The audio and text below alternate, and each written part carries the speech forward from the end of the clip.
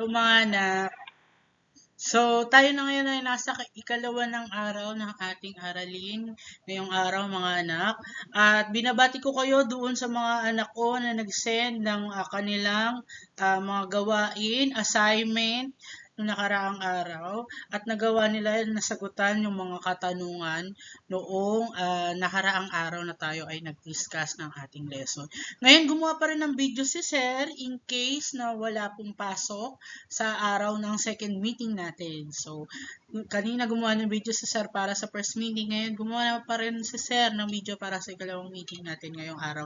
Para diretso pa rin tayo sa ating paksa nung natalakay natin noong nakaraang araw patungkol sa karahasan. Nung nakaraan, natukoy natin yung mga halimbawa ng karahasan, no, na nagaganap sa ating paaralan.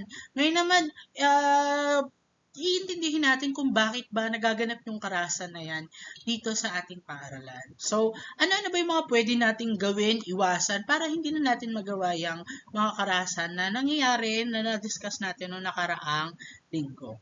So, bago muna tayo magsimula, gusto ko munang sabihin, gusto ko munang sabihin kung ano nga ba ulit yung ating module para hindi po sa hindi pa nakakaalam.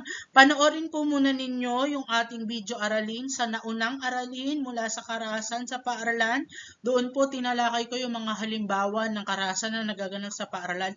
Ngayon, atin naman tutukuyin yung mga halimbawa o mga dahilan kung bakit ba nagagawa yung karahasan sa ating paaralan. So, yan yung mga paksang ating bibigyan ng pagtalakay ngayong araw. So, diretso na tayo. So, may tanong, no? Gusto ko kunin muna ninyo yung mga notebook ninyo. Di ba ang gaganda, no? May mga nakikita kayong mga logo dyan, no? Ang tanong natin, anak, no? Ano-ano ba yung mga social media apps na nasa cellphone nyo ngayon? No? Gusto ko yung nakikita yung logo dito sa harapan. So, ano-ano ba yung mga yan, no? 1, 2, 3, 4, 5, 6, 7, 8, 9, 10, 11, 12, 13. So, gusto ko itala ninyo yung 13 na yan, na logo na nakikita nyo. Siguro familiar ba kayo? Alam nyo ba yung mga logo na yan? So, pwede ba pakisulat nyo yan sa inyong notebook? So, yan ay bibigyan natin ng puntos ha. Magdagdag pa kayo ng 2 para 15 points. So, tukuyin natin kung ano ba yung mga logo na yan. Sige, alamin natin, no? Isulat natin sa notebook natin kung alam nyo ba yung mga logo na iyan. So, ano ba yung mga logo na iyan? So, isulat natin sa notebook 1 minuto para isulat, mga anak. Sige, isulat natin. Familiar ba kayo sa mga logo na yan? Nagamit nyo na ba yan? O nasa cellphone nyo ba yan ngayon? Sige. So, ano ba yung nagagawa ng mga aplikasyon na yan sa inyo? No? Ngayon, para sa aralin natin, mga anak, malaki ang nagiging impact ng karahasan o malaki nagiging impact sa paggawa ng karahasan dahil sa mga aplikasyon at paggamit natin ng mga media, lalong-lalo na ng mga social media application na nakikita natin sa inyong mga cellphone. So, ano-ano ba yung mga yan? Kung bakit sir, ba't may kinalaman yan sa ating aralin ngayong araw? Sige, naitala na ba? So, kung naitala na, proceed na tayo sa susunod. Gusto ko, ayan, pumapalakpak pa. Gusto ko dun sa mga naging application na nakita natin, panoorin natin yung video link na ito, no, na nagiging dahilan para makagawa ng karahasan. Panoorin natin ito, ha? May tanong po si Sir, ha, pagkatapos po nito. In our morning rounds, video games and your kids, 97% of teenagers and preteens say they play them. About a third admit at least one of their favorites is rated mature or adults only, often because of the violent content. Well, a new study finds a link between violent games and aggressive behavior in children. Dr. Harold Koplowitz is a child psychiatrist and president of the Child Mind Institute and joins us at the table. Hello, Harold Koplowitz. Good morning. Seems like we have been hearing about this information for years, that there's a correlation. What makes this study different and so important to you? I think it's a very good study in the respect it's a large sample. There are over 3,000 kids who were interviewed for the study over 2 years, and they were interviewed 3 times about how often they play games, what kind of games they're playing, and what kind of effect it has on them. It has one limitation distinction that we should note is that they only are relying on self-report. That means the kids are giving us the information. We're not getting information from teachers or from parents. But the kids are telling us that the longer they play and the more they play aggressive games, they start thinking in an aggressive way and they have more aggressive attitudes. That's not necessarily a link to violence, but that does tell us that the exposure, particularly for young kids, does have a negative effect in the way they think. Any difference in boys and girls? No, surprisingly not. And that's the other nice part about this sample is that it's girls and boys ranging from 8 years to 17 years of age. And girls are just as sensitive to this as boys are. But what's the difference between watching violent movies? I mean, we have so much violence on television now. How is that any different than playing a violent video game? I think there's a very big difference. It's almost a virtual reality kind of experience, and it's very different than when my kids were playing games. I mean, my kids are 25 to 30, and if you remember, like Pac-Man, you know, bing, bing, you know, you get so bored so quickly. But today, it's a very engaging, interactive experience, and that's what we have to be concerned about, because you're exposing kids to potentially very inappropriate material and also very aggressive material. I can tell you that recently someone asked me I asked someone about their 13-year-old son for their birthday, what I should get, and the mother said, oh, buy this video, Grand Theft Auto. And I said, okay, and then I went online, and when I saw the content, I thought, well, you know, I'm allegedly a top child psychiatrist, I'm not going to give them a videotape about prostitution, which really speaks to the fact that parents have to really be more involved. They have to monitor, they have to understand how much time they're doing it, and if they don't know what the video is, they should go to the store and ask them to show it to them. You're not surprised by this, but the Entertainment Software Association gave us this response, quote, there is simply no concrete evidence that video games cause harm. Scores of independent medical authorities and scientific experts have found repeatedly that there is no connection between video games and real-life violence. And that's the key, Charlie. We're not talking about violence here. We're talking about aggressive thinking and aggressive attitudes. We can't make the jump. We have to wrap it up. I'm violence. so sorry. It's such an interesting topic, Dr. Hal Koplowitz. Thank you so much.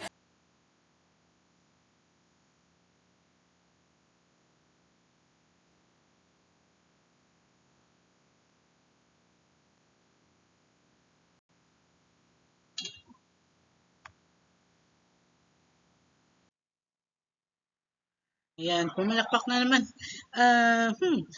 Batay doon sa napanood natin, no, sabi, no, na, tanungin ko muna kayo mga anak. Sige, batay sa natuklasan natin, doon sa napanood nating video, ano daw yung mga bagay na natuklasan natin?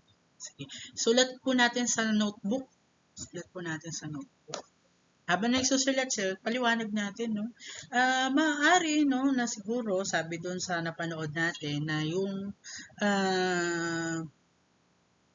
mga paglalaro, no, yung mga cellphone apps natin, no, nagiging dahilan yan para mabago yung behavior ng isang tao.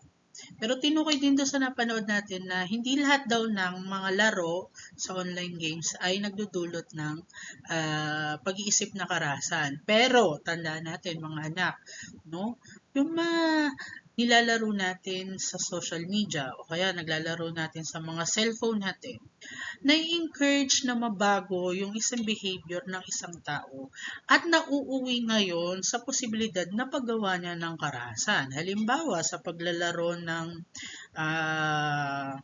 mobile games, katulad niyan ng Mobile Legends. Nakikita natin doon sa mga bata na nandoon na nagbabasa, nagsusulat, nagsasalita ng hindi mga magagandang salita tulad ng pagmumura, pagsasabi ng hindi maganda sa kanyang kapwa. Na ngayon, dahil nakikita niya at nararanasan niya sa paglalaro ng online games. Tulad niyan, yung mga iba pang halimbawa ng online games o social media platforms, nakikita niya yung mga bagay na ganito sa napapanood niya, nilalaro niya, naaapektuhan din yung sarili niya na tularan yung mga nakikita at nagagawa niya. Kaya mga anak, no, isa sa mga pamantayan natin, no, dapat sa paggamit natin ng ating mga cellphone, ng ating mga gadgets, limitahan natin yung ating mga sarili sa mga paggamit natin ito. Mas mabuti, no? no, na magkaroon tayo ng ugnayan sa tao ng personal kaysa sa online dahil maaring maging iba kasi yung dating ng tao kapag hindi mo siya nakikita ng personal. Nagagawa mo yung bagay na hindi maganda dahil alam mo na hindi naman siya malapit sa iyo.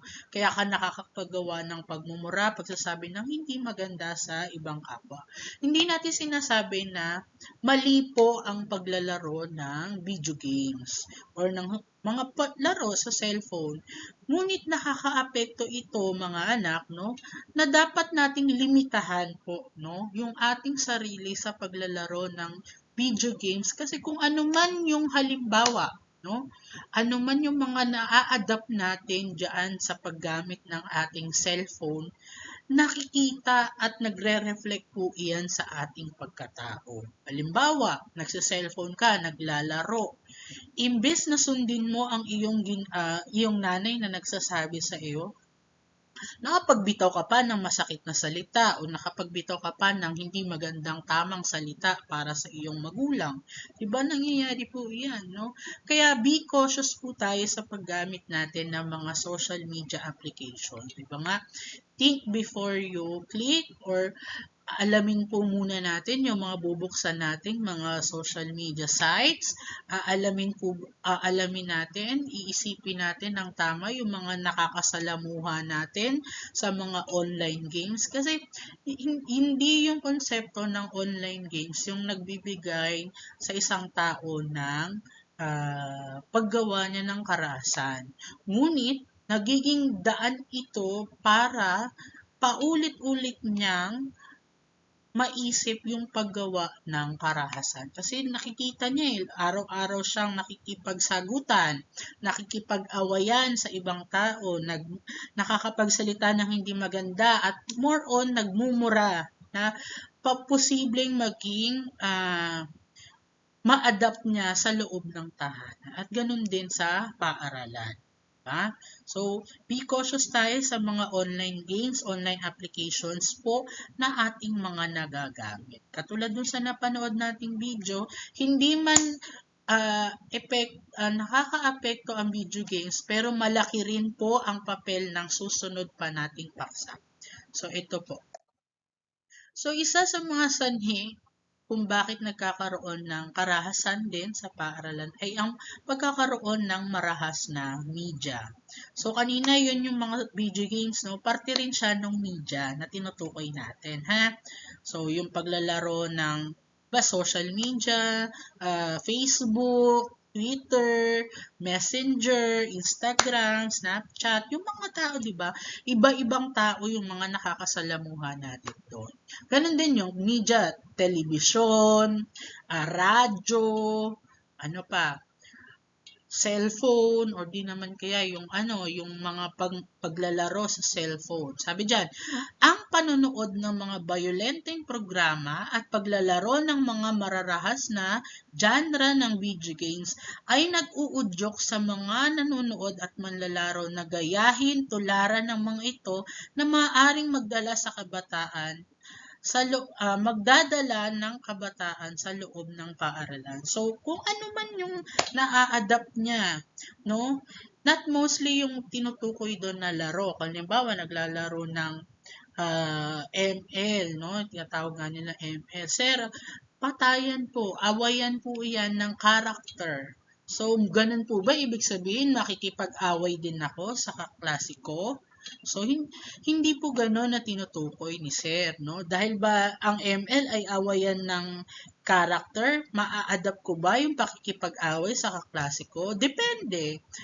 Pero, doon sa mga taong nakapalibot na naglalaro rin ng mismong video games, doon po tayo maaapektuhan. Dahil 'di ba, sa paglalaro mo ng video games, dahil nagiging agresibo ka na manalo at maglaro, maaring nakakakita tayo ng pagsasalita ng hindi maganda, pagmumura, pagsasabi ng hindi maganda sa kapwa, 'di ba? Na ngayon ay maa-adapt natin o magagawa natin sa paaralan. Lalong-lalo na 'no, kitang-kita po iyan na makakasama natin sa ating tahanan. Yung labis-labis na paglalaro, kinuha lang yung cellphone, naging iritable na yung isang bata, kayo, 'di ba? Bawal ka muna mag-cellphone ngayon anak dahil tatapusin mo ang activity mo. Pero ang ginawa ng ibang bata 'no, maaari 'no, nag-tantrum o di naman kaya ay ano, nagwala. Dahil meron din kasing parte sa mga napapanood natin na nakakaapekto sa pagiging tao natin bilang isang tao. Nababago yung behavior natin batay sa napanood natin. Kasi minsan nga kung ano yung madalas nating nakikita ba sa paglalaro, madalas nating naririnig, nababasa, o madalas mo nababasa doon, murahan ng murahan, awayan ng awayan, o kaya naman bangayan ng bangayan, pagalingan ng pagalingan, na-adapt po ng mga tao yung kanilang pang-araw-araw na nararanasan. Kaya dapat no sa paglalaro ng video games no hindi naman masama po ang paglalaro. Dapat kontrolado po ang paglalaro ng video games no o kaya yung panonood ng mga TV, panonood dapat kontrolado yun. Dapat sa inyong buhay mga anak, hindi lang po nakakulong sa media. Hindi lang po kayo nakakulong sa cellphone, kumbaga. Dapat may buhay din kayo sa labas ng cellphone, sa labas ng laptop, sa labas ng tablet. Kasi mas maganda na magkaroon ka ng personal na kaibigan sa kapitbahay mo. Mas maganda na magkaroon ka ng magandang pakikitungo sa mga kapatid mo. Mas maganda na mabuo mo yung pagkakaroon ng pagmamahal sa magulang mo, 'di ba? Kasi minsan yung ibang tao na nakukuha natin yung mga bagay-bagay dahil malayo nga sila at hindi nila tayo nakakasalamuha. Nagiging daan yung social media o yung media para matutunan, malaman natin yung paggawa ng karahasan. So dapat mga anak, limit din natin yung ating pagsa-cellphone, kumbaga. So maglaan ng oras para sa cellphone bilang libangan pero hindi naman buhay mo ay mapupunta lang kaka-cellphone. Tandaan po natin yan. Susunod. So, meron pang mga halimbawa ng sanhi kung bakit nagagawa ang karahasan sa ating paaralan. Una dyan yung dysfunction home o hindi maayos na tahanan. So, pangalawa na pala to, no? Ito ay ang mga pamilya nakaranas ng kapabayaan sa pagpapanatili ng mabuting relasyon, pag-ugali at pagkatao ng mga anak. Mangyaring ang mga anak ay may kakulangan sa atensyon sa magulang, mababang marka, walang maayos na disiplina, at nagiging sanhi ng karahasan sa paaralan. Minsan din kasi, no, hindi lang media yung natin pwedeng maging dahilan kung bakit nagagawa yung karahasan sa paaralan. Minsan sa bahay din mismo na yung mismo nakapalibot sa atin, nakikita natin yung mga kapatid natin, yung nakikita natin yung mga magulang natin nag-aaway. Kaya ikaw, sumasagi sa isip mo na maaring ma-adapt ko yung nakikita ko. So may ganun, may ganun na mga instances na kung saan dahil iba-iba tayo ng setup, no? May mga iba na alam mo, syempre hindi mo naman matutukoy na nag-aaway ang magulang dahil sa ganito. Syempre dahil din siguro sa kahirapan talaga ng buhay kaya alam mo yon nakakapagsalita tayo ng hindi maganda sa ating kapwa. Kaya maintindihan natin pero minsan kasi no meron din no na mga walang magulang, hindi naturuan ng nagabayan ng magulang, hindi na ituro yung tama, nasanay sa tahanang nagmumura, nasanay sa tahanang nananakit ng kapwa. So kaya ngayon nagiging dahilan para pagdating sa school, sa paaralan, nakakapanakit din siya ng kanyang kapwa. So yun mga dahilan din yan sa kung bakit kaya dapat din no ito lang insight no mga anak, kung halimbawa nakikita natin na alam mo yung mali yung setup ng ating tahanan, 'di ba? Nakikita mo nag-aaway na yung kapatid mo, tinatawanan pa ng isang kapatid mo. dapat ikaw bilang isang kapatid, nakakatanda ka man o nakababata, nakikita mo nag-aaway yung iyong kapatid, dapat pumagitna ka doon. Dapat sabihin mo na, uy, tumigil na tayo. Mali po iyang pakikipag-away, di ba?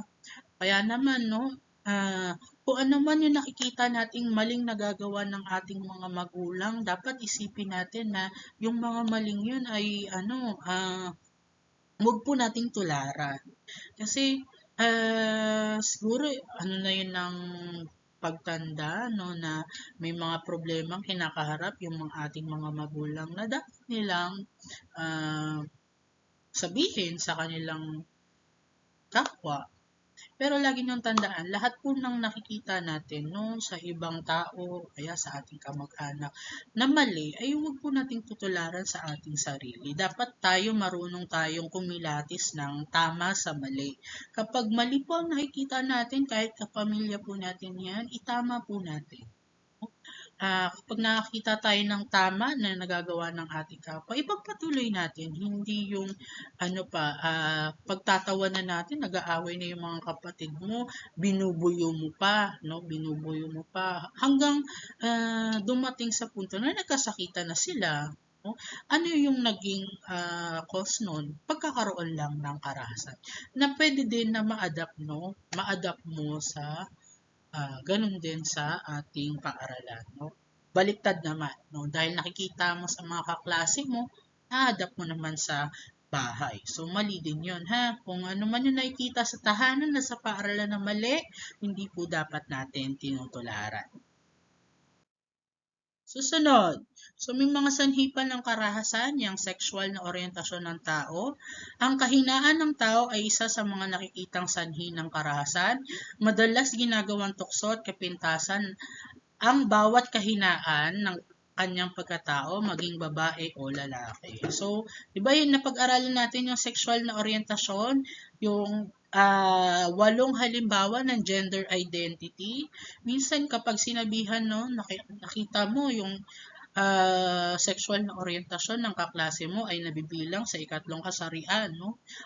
Inaasa, pinagtatawanan, kinukutya, sinasabihan ng mahina, sinasabihan ng mga hindi maganda, ba?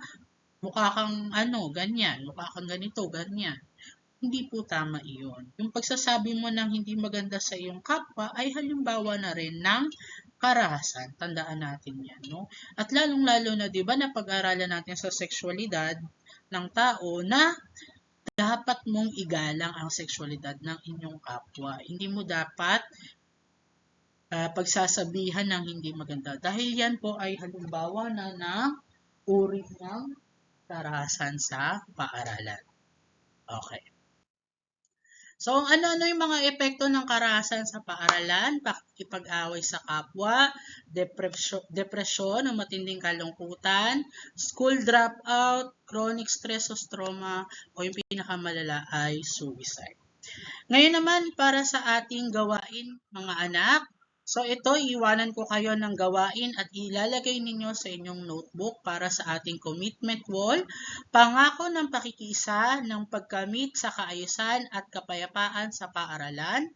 Ako, si Blank, nangangakong magiging Blank sa pagkamit ng kaayusan at kapayapaan sa paaralan sa pamamagitan ng blank at lagyan nyo ng inyong pangalan. So, yan lang po ang ating gawain para sa second day meeting na ito. Next meeting, magkakaroon tayo ng WW3 patungkol sa ating mga naging paksa ngayong araw. Through that, maraming salamat sa inyong mga anak and God be the glory. Maraming salamat sa inyo.